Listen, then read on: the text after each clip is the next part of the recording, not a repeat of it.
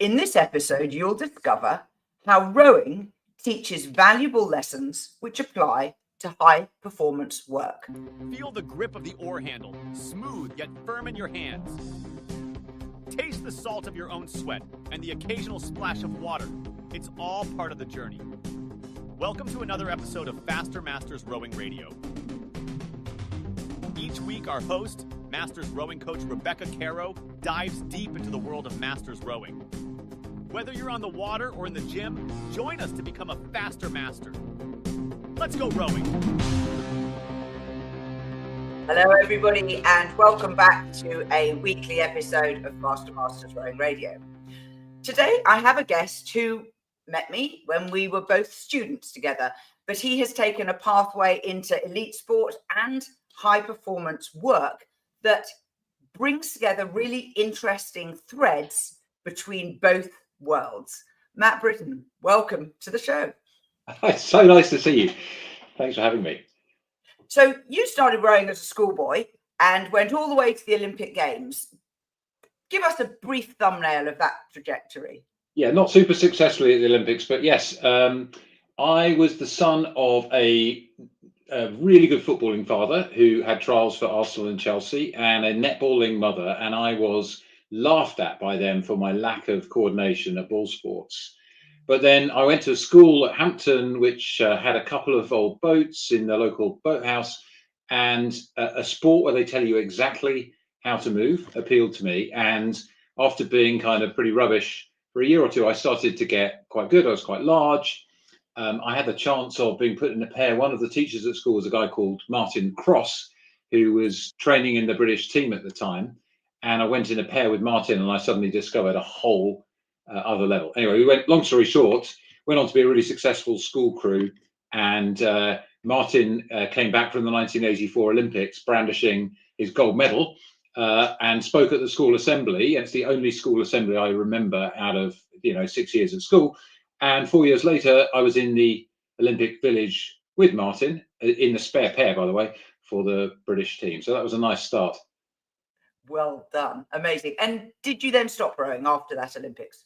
No, rowing actually encouraged me, because I was in the junior. We won everything as school crew 2 years running, which is quite exceptional at the time. It's been superseded now. And I was in the junior team, won a couple of medals at the junior worlds, and that compelled me to apply to university. So I was the first person in my family to go to university. I was lucky enough to go to Cambridge University. Actually, as it turned out, at the tail end of the longest losing streak in boat race history. So I've got 3 boat race silver medals to my name. One of which was the race that was turned by the Oxford coach Daniel Topolsky into a book and then into a movie. So that very painful loss came back to bite me a couple of times. But actually, in my last year at Cambridge, I was elected president of the club. And the president of these student clubs at Oxford and Cambridge basically is the authority, and it's your job to produce a crew that will win the boat race. And I failed at that, but what I did do was bring in professional coaching for the first time. And as I was finishing as president, they said, well, you've committed to this new thing now, so we'd like you to become chair of the club and sort of see it through. So I chaired the club immediately after being a student for a few years until we won a couple of races back to back. And then I ducked out of it. So I think that's a nice kind of connection between, my passion for sport and sort of trying to run an organization that's, when I look back on it, was a bit of a pivotal experience to have as a, 20-year-old. And of course, one of the critical things in those days about the president of a student boat club, and you mentioned the unfettered power, was there was no advisory board. You made up whatever rules you wanted. And that was part of the cause of the Oxford Mutiny, which is the book that Dan Topolsky wrote. So recognizing that the overlap between rowing and the administration and strategy or organization behind whatever you're trying to achieve at a very high level, what did you begin to realize in those early years that rowing was teaching you that then was useful beyond the river? Yeah, so people who worked with me over recent years would have probably got fed up with some of my kind of rowing stories and metaphors. But I've just stepped down out of a position at Google. So I was running Google in Africa, the Middle East, and Europe for the last 10 years, and working at the company for the last 18. So I spent a long time there, actually building teams and relationships and so on. And I remember one of the most valuable lessons for me was when I was back at the school, age of 15, and my coach, Steve Gunn, who went on to be a coach of Olympic gold medalists and a brilliant long-term successful coach in the British team. My coach, Steve Gunn, said to me, he was following us in a launch, and he said, hey, Matt, there's a piece of shit on the end of your oar. And I sort of looked down at the oar, and I was like, I couldn't see anything on it. And I looked back at him really sort of puzzled. And he went, no, the other end. And then you sort of realize, oh, that's what you meant. And it was quite a harsh coach, but his point was, you've got to take responsibility for what you're doing, Chief. And I tell that story because I think, in the world of organizations outside of sport, taking responsibility and sort of before you start blaming other people, thinking about, are you the piece of shit on the end of the oar?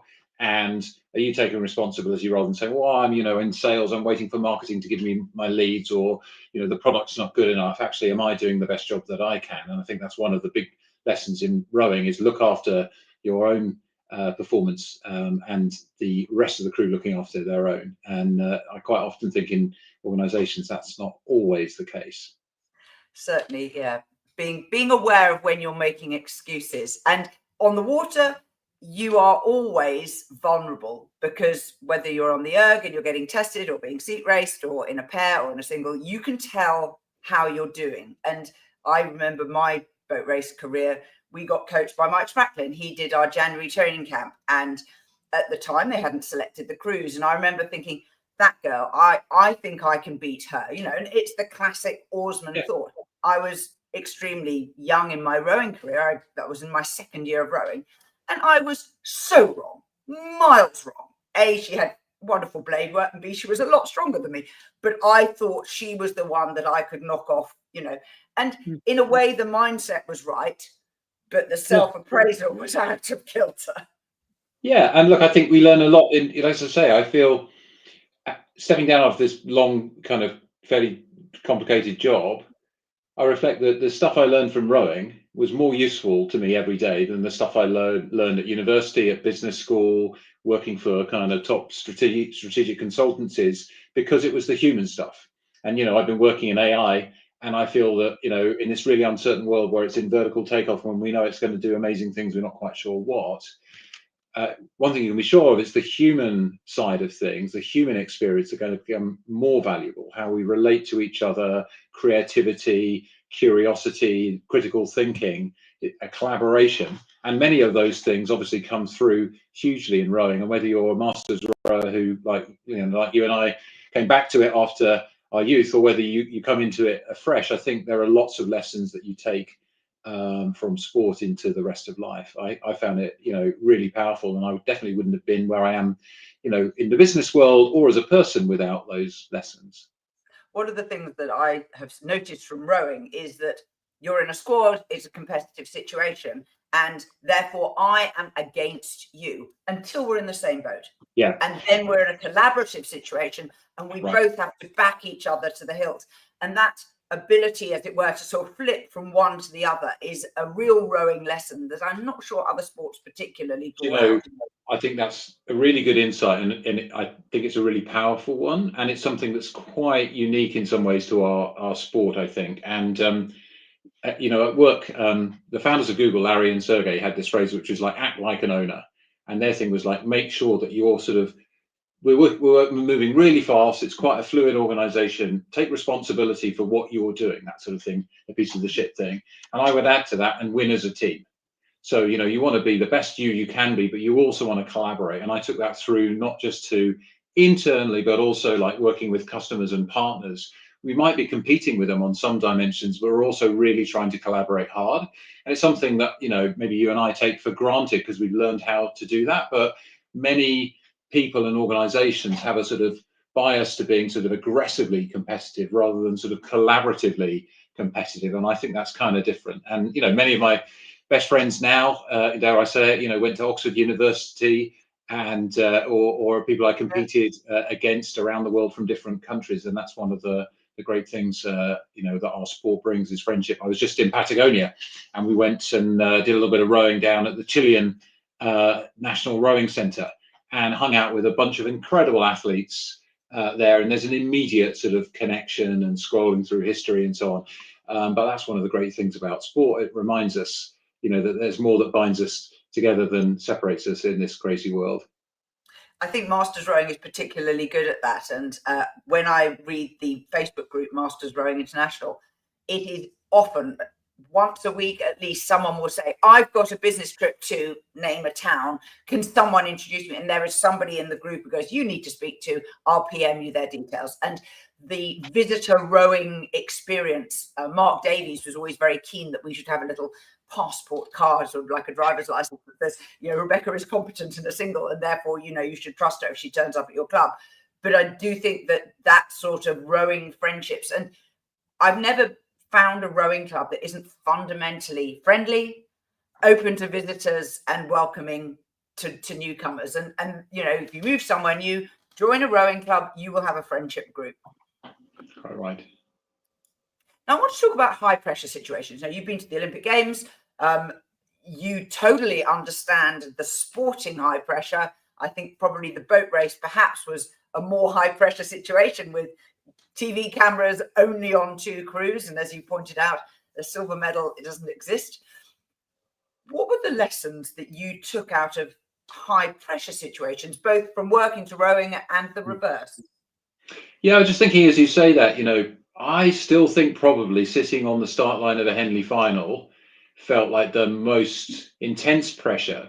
And even now, you and I were on the commentary team when we started live streaming all the racing, which is over 10 years ago now. And I've commentated every year since. And, I get nervous just watching people sitting on the blocks there, because I remember that feeling of just one-on-one in this kind of cauldron. And so I think, there's something about that. I remember, as you said, I went to the Olympics. I was a spare, in the spare pair in 1988 in Seoul. And I remember, I think you'll forgive me telling this story. I remember Steve Redgrave, who had won his first Olympic gold 4 years earlier with Martin, who I mentioned earlier. And he was asked to do a little talk for the team. And he talked us through the night before and the run up to his Olympic final. And basically, he had a terrible night. He barely slept. He felt awful. He felt sick. He was like, oh my God, I can't do this. What am I going to do? And then they got in the boat and they practiced, going afloat, and their race warm up many times at that time of day. And it sort of started falling into place. And then, of course, once you take the first stroke off the blocks, you're absolutely in the flow. And for me, it really sat powerfully, because it was a story of how taking confidence with those nerves and the adrenaline and the way your body feels, that it's a sign you're getting ready for a performance. And, in my work over the years, I had to do many, public appearances, speaking on big stages, tough media interviews, being grilled by politicians. And I think that, that sense of the nerves and the adrenaline coming, I'd always remember that lesson from Steve. And I found that really useful. I think, another lesson I picked up over the years, I think, is sort of getting your attention off yourself, like instead of going into yourself. And I know different people cope with pressure in different ways, as you know, but I find it really helpful to sort of get my attention off myself, focus on the process, whether it's just like, the feeling of the oar in my handle or whatever, seeing the other crew there, just kind of, that really helps. And, again, lots of people struggle with public speaking. I think a real lesson in public speaking is nobody knows what you were going to say. Nobody knows that you stumbled over something, you missed something out or whatever. Just focus on the audience. Am I connecting with them? And if you're nervous, finding a friendly face. Oh, there's Rebecca. I'm going to lock into her eyes. I'm just going to say the first line to Rebecca, and she's going to nod and smile back at me, and then I'm going to get going. So I think there are things like that, which is, the equivalent of the first stroke of the race, like just being prepared, knowing you're going to take it well, knowing that there's somebody there who wants you to succeed. That kind of stuff really helps. You mentioned Henley Royal Regatta. Now, you're a steward, which is the people, for listeners who don't know, they're the people who organise and run the event. And the progress that Henley has made, you said 10 years of commentary. Can you reflect a little bit on what the trajectory has been over your time as a steward, and perhaps reveal some of the things that have been announced this week? on Yeah, changes? look, it's a huge honour to be part of the regatta, and I got a call from Steve Redgrave in 2014, I think it was, and he called me. I was on a train somewhere, and he said, "Hey, I've got some news. I've just been made chairman of Henley Regatta." And I was like, "Well, fantastic, Steve. I'm really delighted for you. What can I do to help?" And he's like, "No, I've got some more news. You've been made a steward of the regatta." And I didn't expect this. The stewards mostly were people with more gold medals than me, which is zero. I got a few other colours, and but then it turned out to be a full-time job for, at the time, 5 days a year until you die. And he asked me to come and help the committee think a bit more strategically about like where the regatta might be in 10 years' time. And with my consulting and business background, I had some ways of sort of helping them think through that. Anyway, long story short, I'm really proud of the fact that Henley sort of looks unchanging, and yet it's always evolving. And we just announced earlier this week 3 new women's quad sculls events going to be introduced in the 2026 racing schedule, 187th Henley Regatta. And that means that's, I think, 10 new women's events since 2017. So we're getting close to having parity in terms of numbers of open events and women events, which is, I think, an enormous change. You might say could have done it sooner, but I think watching, and I've been lucky enough to be commentating on the inaugural finals of many of those women's eights, other women's events that we've brought in, and it's wonderful to see, how it's kind of provided those opportunities for such bonds to be forged, whether it's within your crews or across competitors, by a new generation. And by many women who never had the chance before. So really proud of that. I think the other thing is we touched on, bringing the world, every race live and on demand since 2015. That's a huge team effort. And, I've enjoyed learning how to do that. There's always more to learn, just like with rowing. And being part of the team that does that every year has been a real joy, because you get to watch the close, watch and feel the nerves and bring hopefully a little bit of insight into those races. Yeah, I was one of those women in the early years in a final, sadly a losing finalist, but it is very exciting racing at Henley Royal Regatta. And as the bowman, of course, I was first across the line, sadly. Yeah, so I think, look, well, I'm glad you enjoyed the experience, and they say you win or you learn, right? So you probably learn more. But I think what have you seen over that 10 years, aside from the diversity improvements and the broadcast, is record international entries. And you might say maybe that's correlated with the broadcast, because like over half the audience tends to come from outside the UK. And ever better racing, partners becoming involved. We've moved to a 6-day schedule, sort of 80 races a day for most of the week. So it's a really packed place, but we try to make it really special. We're always listening to feedback, and we're always keen to welcome people from all around the world. So yeah, it's been a real joy to be part of it, and also to think about how the sport can continue to innovate and get better while looking, timeless and unchanging. Well, I think that you've got very clear boundaries there and an incredibly ambitious goal. I hope it goes really, really well, because visiting Henley Royal Regatta, if our listeners have never done it, put it on your bucket list. It is a must-do event.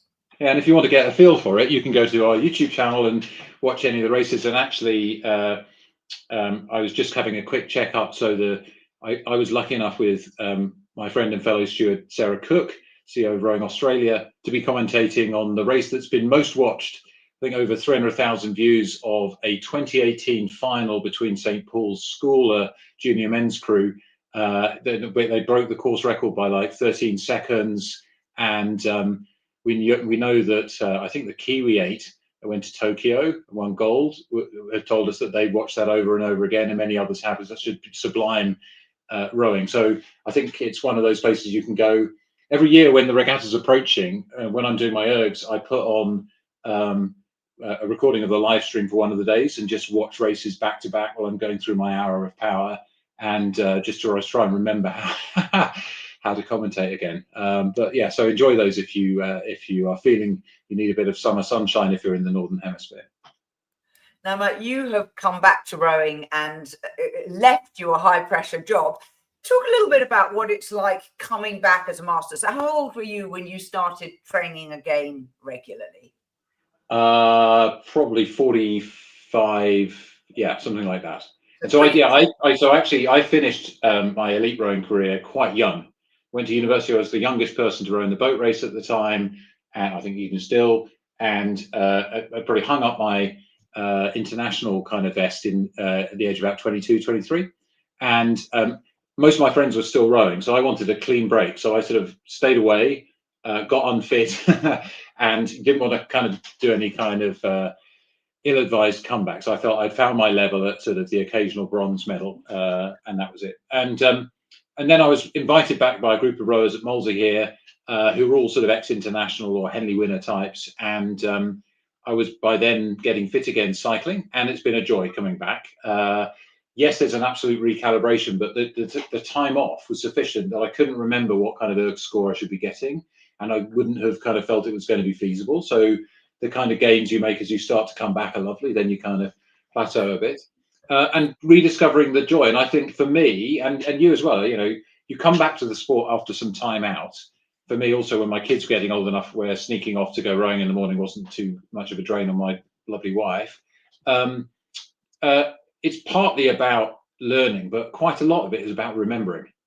It's kind of getting that strong. Oh, yeah, okay, I remember that feeling of getting a bit more run, or I remember what it's like when I actually pick the boat up a bit earlier, and those things. So getting those feelings right. And I've had the chance to race at the head of Charles in Boston, which is a fantastic, highly competitive race, and won a few different medals there, and you know, just enjoy that. And also being able to go out. This year I bought myself a sculling boat.